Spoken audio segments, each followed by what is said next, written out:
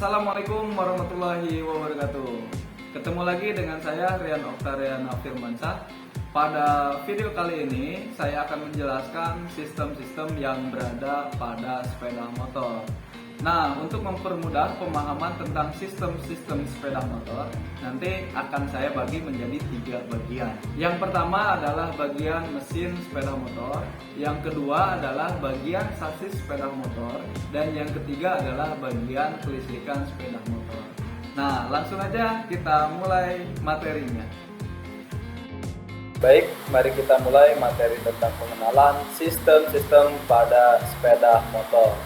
Materi kali ini akan saya sampaikan secara umum terlebih dahulu, dan sistem-sistem tersebut yang akan kita bahas pada pertemuan selanjutnya.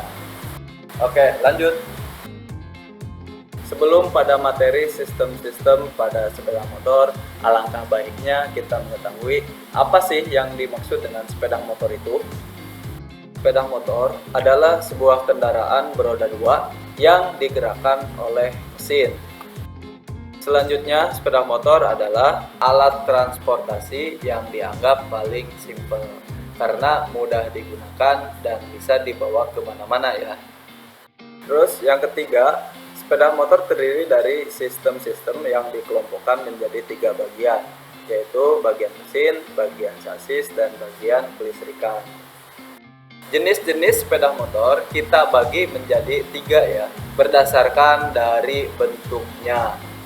Yang pertama adalah jenis sepeda motor cab dengan kapasitas mesin rata-rata 70 cc sampai dengan 150 cc. Yang kedua yaitu jenis sepeda motor sport. Biasanya motor ini digunakan untuk sport atau untuk touring dengan kapasitas mesin yang besar, kisaran 200, 400, 600, 1000 cc bahkan lebih. Yang ketiga adalah jenis sepeda motor matic. Variasi matic saat ini sangat banyak sekali ya.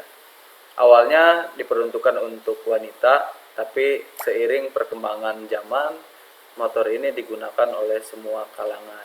Karena sangat mudah dikendarai, terus kemudian solusi juga untuk wilayah-wilayah macet. Karena tinggal gas aja ya. Oke, next.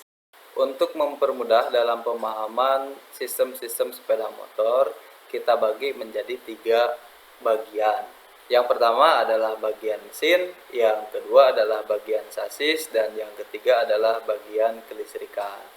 Nah, nanti dari ketiga bagian ini akan diuraikan sistem-sistem di dalamnya. Next. Oke, sekarang kita uraikan ada apa aja sih sistem-sistem pada bagian mesin sepeda motor. Next, yang pertama adalah bagian atas yang terdapat silinder head dan blok silinder. Yang kedua adalah mesin sepeda motor bagian tengah. Di situ terdapat crankcase, crankshaft, transmisi, dan bak oli. Yang ketiga, mesin sepeda motor bagian kanan. Di situ terdapat sistem kopling dan pompa oli. Yang keempat adalah mesin sepeda motor bagian kiri, yaitu terdapat alternator sistem kelistrikan. Mesin bagian atas terdiri dari silinder head dan silinder block. Nah, ini adalah bentuk dari kepala silinder atau silinder head ya.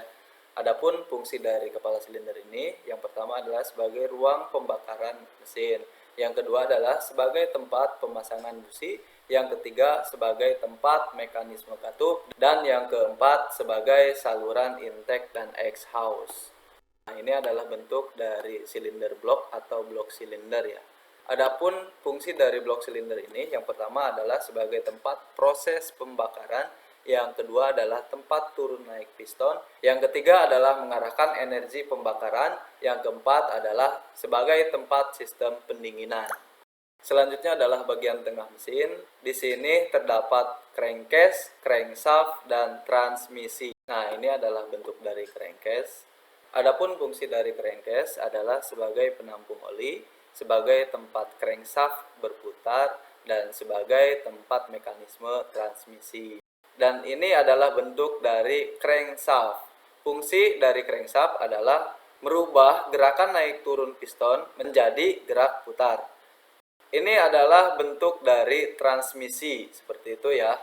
Adapun fungsi dari transmisi yaitu meneruskan tenaga mesin ke roda. Terus setelah itu merubah kecepatan dan tenaga yang diciptakan mesin sesuai dengan kebutuhan. Ya, nah ini adalah bagian kanan mesin sepeda motor. Biasanya diisi oleh komponen kopling sepeda motor. Ini adalah bentuk dari kopling manual. Adapun fungsi dari kopling manual adalah memutus dan menghubungkan putaran secara manual. Terus kemudian ada kopling otomatik. Nah, kopling otomatik ini berfungsi memutus dan menghubungkan putaran poros engkol secara otomatis sesuai dengan putaran mesin. Dan ini adalah bentuk dari CVT ya, Continuous Variable Transmission. Fungsinya yaitu untuk memutus dan menghubungkan putaran poros engkol ke roda sesuai putaran mesin. Dan CVT ini diterapkan pada motor jenis Matic. Ini adalah bagian kiri mesin sepeda motor. Biasanya di sini terdapat alternator yang terdiri dari rotor dan stator. Ini adalah bentuk dari magnet atau rotor yang fungsinya untuk berputar dan menghasilkan beda potensial pada alternator, dan yang kedua adalah menghasilkan sinyal pengapian melalui pick up dan pulser. Nah, ini adalah bentuk alternator atau stator. Adapun fungsi dari stator yaitu sebagai kumparan yang menghasilkan listrik sebagai pasokan sistem pengapian dan pengisian.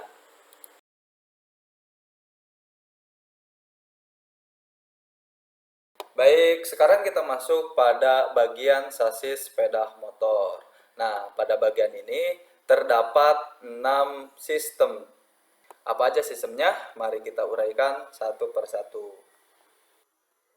Yang pertama adalah rangka dan bodi sepeda motor. Ya, jadi ini adalah komponen utama yang menopang semua kebutuhan atau sistem-sistem yang lain pada kendaraan sepeda motor. Yang kedua adalah sistem rem, tromol, dan cakram. Nah, sistem ini adalah sistem yang berfungsi untuk memperlambat laju kendaraan sehingga motor dapat berhenti ya. Yang ketiga adalah sistem rantai roda dan gear. Sistem ini berfungsi untuk meneruskan tenaga atau putaran dari mesin menuju ke roda. Yang keempat yaitu sistem kemudi. Sistem ini berfungsi untuk mengarahkan, membelokkan kendaraan ke kiri atau ke kanan sesuai dengan kebutuhan. Ya, sehingga motor dapat berbelok atau bermanuver. Yang kelima yaitu sistem suspensi. Fungsi dari sistem ini yaitu untuk meredam ya atau memperhalus getaran-getaran yang diakibatkan oleh jalan yang tidak rata, sehingga bodi akan tetap stabil dan nyaman digunakan. Nah, untuk sistem suspensi ini ada suspensi depan dan ada suspensi belakang. Dan yang terakhir, yang keenam, itu adalah sistem roda dan ban. Jadi sistem roda dan ban ini adalah komponen yang sangat penting juga ya. Fungsi dari roda yaitu meluncur di sepanjang jalan sambil memikul berat kendaraan. Dan fungsi dari ban yaitu untuk meredam kejutan-kejutan yang ditimbulkan oleh ketidakrataan permukaan jalan.